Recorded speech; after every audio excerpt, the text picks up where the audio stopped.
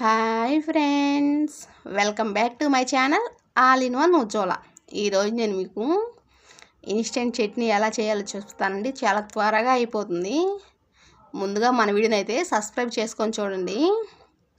దీనికోసం ముందుగా ఒక బాండి పెట్టుకొని ఎండుమిర్చి నేను 5 తీసుకున్నానండి. మీరు మీ కారానికి తగ్గట్టు తీసుకోండి. అందులో 2 టమాటాలు కట్ చేసి వేసుకున్నాను. తర్వాత ఒక ఉల్లిపాయ కూడా కట్ చేసి వేసుకున్నాను.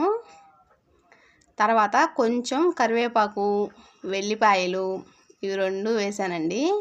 అందులోనే 2 టేబుల్ స్పూన్స్ ఆయిల్ వేసాను. ఈ చట్నీ కొంచెం ఆయిల్ తక్కువగానే పడుతుంది. తర్వాత జీలకర్ర ఇవన్నీ వేసినాక ఒక గ్లాస్ నీళ్ళు పోయండి. వాటర్ ఎందుకు పోస్తున్నారంటే ఈ ఇన్స్టెంట్ చట్నీ వీటిని మనం నీళ్ళలో ఉడకబెడితేనే టేస్ట్ సూపర్గా ఉంటుంది. ఇప్పుడు మనం దాని మీద ఒక మూత పెట్టి ఒక 5 మినిట్స్ అలా ఉంచేయండి. చూడండి, 5 మినిట్స్ తర్వాత చూస్తే అంతా ఉడకటం స్టార్ట్ అయిపోతుంది. మనం వేసిన వాటర్ కొంచెం మొత్తం ఇంకిపోయిందాకా ఉడకనివ్వాలండి. చూడండి, మనం వేసిన వాటర్ అంతా ఇంకిపోయి అలా రెడీ అవుతుంది. దీన్ని కొంచెం చల్లారిన తర్వాత ఒక మిక్సీ జార్లోకి తీసుకొని కొంచెం సాల్ట్ వేసుకొని ఫైన్గా పేస్ట్ చేసేసుకోవటమే. చూడండి, రెడీ అయిపోయింది. ఈ బ్రేక్ఫాస్ట్లోకి దోశ, ఇడ్లీ, చపాతీ దేంట్లోకైనా సూపర్గా ఉంటుంది.